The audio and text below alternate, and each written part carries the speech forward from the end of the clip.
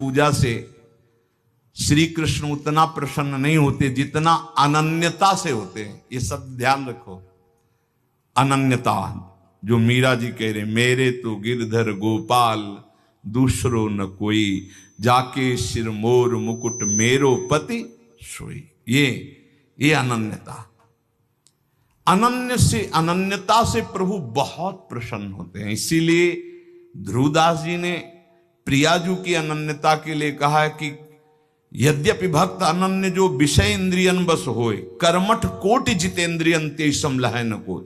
जो प्रियाजू का अनन्य हो गया, यद्यपि वो जितेंद्री नहीं है, पर वो करोड़ों जितेंद्रिय, करोड़ों कर्मकांडी से भी बढ़कर है, क्योंकि उसने प्रियाजू की अनन्यता ले ली। हमारे माई श्यामाजू को राज अंदर से यही अनन्यता उसको निर्विकार करके प्रेम भक्ति में डुबो देगी। प्रेम भक्ति के बिना संसार का आकर्षण नष्ट नहीं होता। श्री कृष्ण जब कृपा करते हैं तो किसी को सखा बना लेते हैं, किसी को अपनी प्यारी गोपी बना लेते हैं, अपनी नित्य लीला में सम्मिलित कर देते हैं, किसी को सखी बना लेते हैं। पुरुषार्थ से कोई भगवान की लीला में प्रवेश नहीं कर सकता, अभिमान से कोई भगवान को प्राप्त नहीं कर सकता। जो अनन्य हो गया वो दीन हो गया, जो निराश्रित हो गया वो आश्रित हो गया। यहां निराश्रित का है, रुपये का आश्रय, शरीर का आश्रय, संबंधियों का आश्रय, बुद्धि का आश्रय, भगवत आश्रय कहां है? भगवत आश्रय अंदर से हो जाए तो ये सब साधन है, साध्य भगवान है। जिसको अंदर से है कि मैं अपने पुरुषार्थ से भगवान को नहीं प्राप्त कर सकता, भगवान की कृपा से प्राप्त कर सकता, और रात दिन भजन करता है, पर पुरुषार्थ का अभिमान नहीं, वो भगवत प्राप्ति कर लेता है। बड़ा गूढ़ विषय है। एकमात्र भगवान के आश्रय में रहकर रात दिन भजन करता है, पर उसे अभिमान नहीं कि मैं भजन के द्वारा भगवान को प्राप्त कर लूंगा। उसको अंदर विश्वास है कि भगवान की कृपा से हमें भगवत प्राप्ति होगी, और खूब रात दिन भजन करता है, खूब लीला गायन, लीला चिंतन करता है। सनातन ने कहा, प्रभु ये तो समझ में आ गया कि भगवान की शरणागति से माया चक्र से मुक्त हुआ जा सकता है, भगवान की शरणागति में अनन्यता प्रधान है, ये समझ में आ गया। प्रभु ये अनन्यता कैसे होती है, प्रेम भक्ति का अंकुर कैसे उत्पन्न होता है? तो प्रभु ने कहा, सनातन ये अनन्यता प्राप्त करने का एकमात्र उपाय है भगवत प्रेमी महात्मा का आश्रय। जैसे परमहंस शिरोमणि जड़ भरत जी ने राजा रहुगण से कहा, जब रहुगण को उपदेश किया तो उन्होंने कहा, ये भागवत धर्म, ये ब्रह्मबोध कैसे प्राप्त होगा, उपाय क्या है?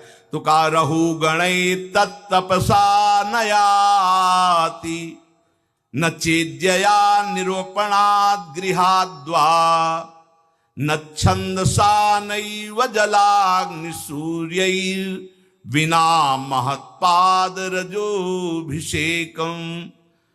जड़भरत जी ने कहा, रहुगण ये जो हम तुम्हें उपदेश कर रहे हैं, ये तपस्या से नहीं प्राप्त होता, यज्ञ करने से नहीं, दान करने से नहीं, घर द्वार छोड़ने से नहीं, वेदों के पाठ से नहीं, जल अग्नि या सूर्य के सेवन से नहीं।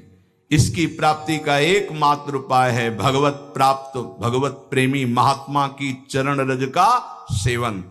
चरण रज का सेवन होता है उनकी आज्ञा में रहना।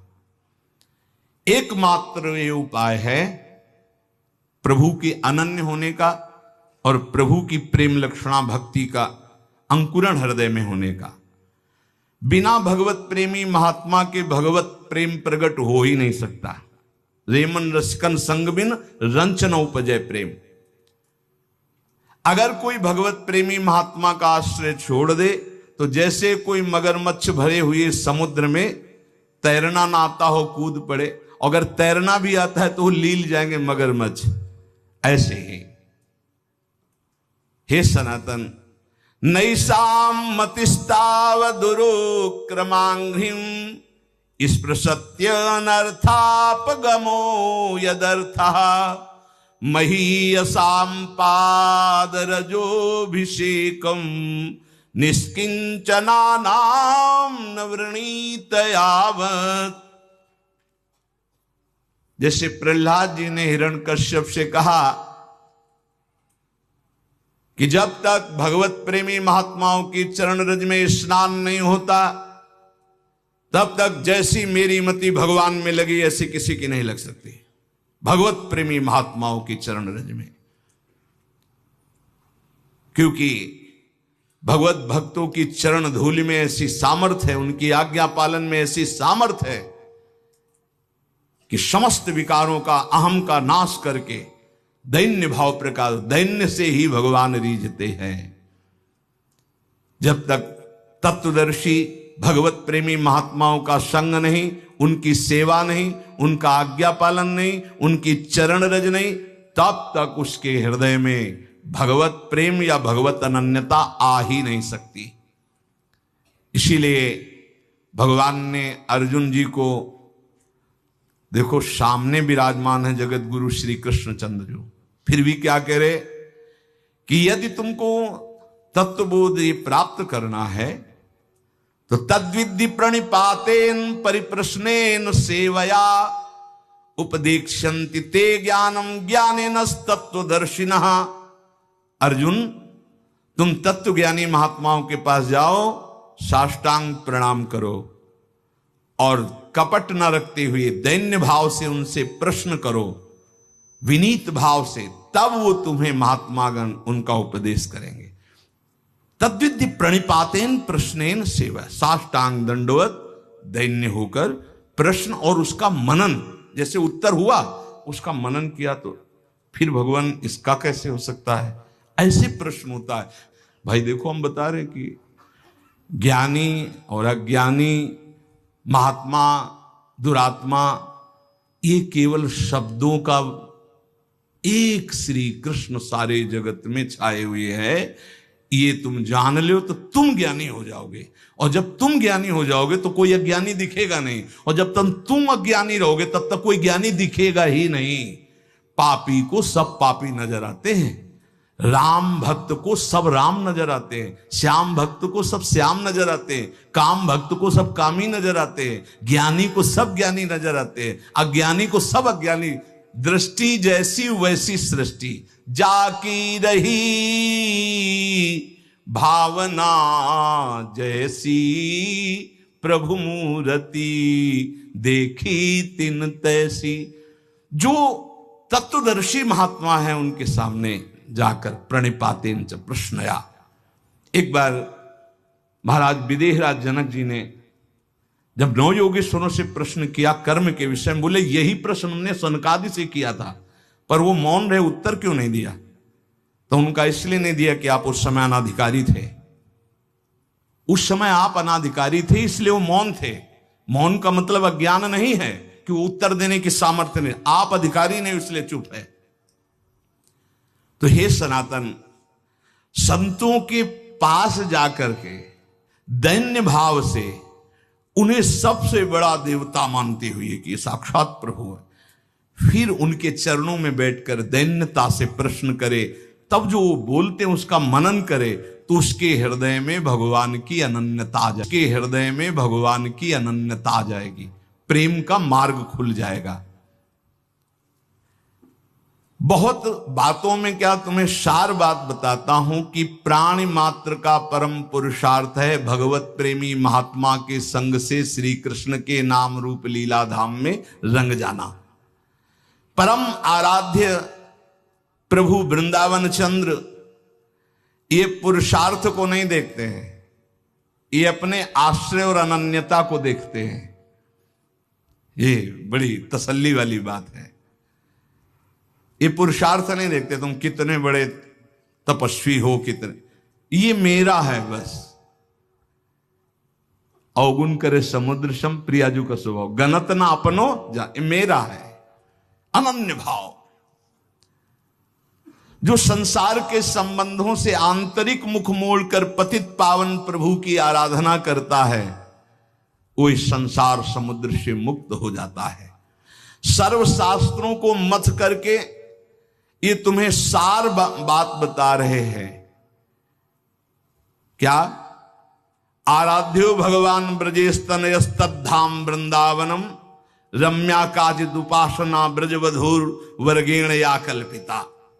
श्रीमद् भागवतम प्रमाणममलम प्रेमा पुमार्थो महान श्री चैतन्य महाप्रभुर मतमिदम तत्राग्रहो नापरः। महाप्रभु चैतन्य देव कहते हैं समस्त शास्त्रों का, समस्त संतों का सार मत हम तुम्हें बता रहे हैं। वृंदावन का आश्रय, वृंदावन बिहारी का आश्रय, निरंतर उनका नाम जप, ये भगवत प्रेमी महात्माओं के संग से होता है। महात्माओं का संग और भगवत आराधना ये निश्चित भगवत प्राप्ति करा देती है।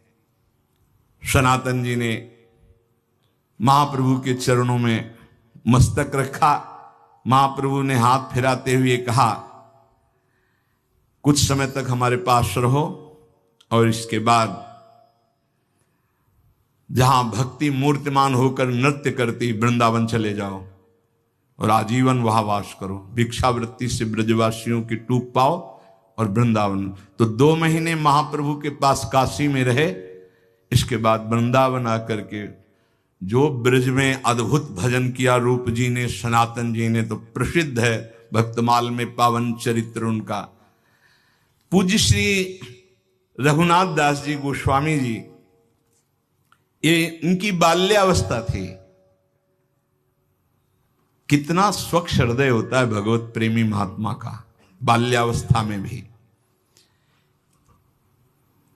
ये बाल्यावस्था में ही नाम प्रेमी थे। बाल्यावस्था बहुत बड़े घराने के थे श्री पूज्य रघुनाथ दास गोस्वामी जी। काम क्रोध लोभ तो इनको छू ही नहीं गया था। वैसे पहले देखा हमने गांव में कि 15-16 वर्ष तक तो बच्चे एकदम निर्विकार निर्मल। ये मोबाइल भगवान जब से पधारे हैं सबके कर कमल में, तब से बड़ी बुरी दशा होती चली जा रही नवीन बच्चों की। वो जो मन आवे सो देखते हैं, जो देखते हैं वही मनन करते हैं, वही आचरण में उतारते हैं। इसीलिए बहुत बुरी तरह जो हमारे जीवन की उन्नति की नींव है वो नष्ट होती चली जा रही। नए बच्चों में 12, 13, 14 वर्ष की अवस्था के बच्चों को सांसारिकता का संपूर्ण ज्ञान, ये है आज के बौद्धिक स्तर की भूमिका। जबकि उनको पढ़ाई में, उनको संयम में, उनको सदाचार में ढलना चाहिए तो उल्टी रीति में ढल रहे हैं। इसीलिए बहुत संकट में हमारी आगे पीढ़ी है। अगर संभली नहीं ना तो बहुत संकटपूर्ण। नए नए 18, 20 वर्ष के बच्चे ड्रग्स का इंजेक्शन लगा रहे हैं। सोचो उनकी क्या जीवन रह गया। अब उसके बिना जी नहीं सकते। और ना वो माता पिता से बताते हैं ना कोई, और वो इतनी बुरी स्थिति को प्राप्त, अब उनको चाहिए, वो उसके लिए वो कुछ भी करने को तैयार है। पहले उनको दोस्तों ने फ्री चखाया, फिर धीरे धीरे वो व्यसनी बन गए। फिर आज समाज में बहुत ये व्यसन, व्यभिचार, छल कपट मानो एक तांडव कर रहा है और उसे सुख माना जाता है, उसे उन्नति मानी जाती है। पर निर्मलता उन्नति है, निष्कामता उन्नति है, ये लोग नहीं समझ पा रहे। श्री रघुनाथ दास गोस्वामी जी का हृदय बचपन से ही बहुत ही शांत स्वभाव का। उनके घर में भी ठाकुर जी विराजमान थे। जैसे पूजा गृह होते तो बचपन में ही ठाकुर जी के सामने बैठ जाते और मानो भगवान से बात करते, परम पावन प्रभु से बात करते, प्रभु के चरण स्पर्श करते जो छवि में, और उनका नाम कीर्तन करते। ये होता है। पूर्व का कोई ऐसा भजन होता है जो बचपन में अपना रंग दिखाता है, जो भगवान कहते हैं जैसे मेरा भक्त है नामे भक्ता प्रणश्यति। एक जन्म में भगवत प्राप्ति वाली बात नहीं बन पाई तो फिर अगला जन्म महाभागवत का देते हैं। वो ऐसा जन्म देते हैं बचपन से भगवान का भजन, भगवान का मार्ग का अनुसरण। ये महाभागवत है श्री पूज्य रघुनाथ दास गोस्वामी जी। अभी तक इनके हृदय में किसी भी बात का आकर्षण नहीं था। जिसके हृदय में किसी बात का आकर्षण नहीं होता, उनको आकर्षण करने के लिए माया नहीं, भगवान के प्रेमी महात्मा जन पधारते हैं। ऐसा ही होता है। इनके पिता हिरण्य मजूमदार और उनके भाई गोवर्धन मजूमदार ये राजा महाराजा की तरह थे, ऐसा वैभव इनका था। बड़े जमींदार थे और बहुत ही बादशाह की तरफ से इनको सुविधाएं मिली हुई थी, स्वयं राजा महाराजा की तरह थे। अगर गंगा जी भी आचमन करने जाना है रघुनाथ दास गोस्वामी जी को, तो 4 बेतधारी और पालकी पे बैठकर, बालक हैं 4 बेतधारी इधर उधर चल रहे, पालकी से उतरे, गंगा जी का आचमन किया, पालकी में बैठे, घर आए। ऐसा 20 लाख रुपए उस समय आमदनी थी, 20 लाख रुपए की। 12 लाख रुपए बादशाह देता था क्योंकि मजूमदार थे। लाखों रुपए की जिसकी आमदनी उस समय, उसके क्या ठाट बाट होंगे। आज के करोड़ रुपए और उस समय के 20 लाख रुपए शायद, या और करोड़ से भी ऊपर हो सकते। इतने धनी होने पर उनके दोनों जो पिता थे, मतलब पिता और पिता के भाई, बड़े ही धर्मात्मा प्रकृति के थे। महाप्रभु चैतन्य देव जी तो जान रहे ना कि मेरा एक निज पार्षद कहां पल रहा है।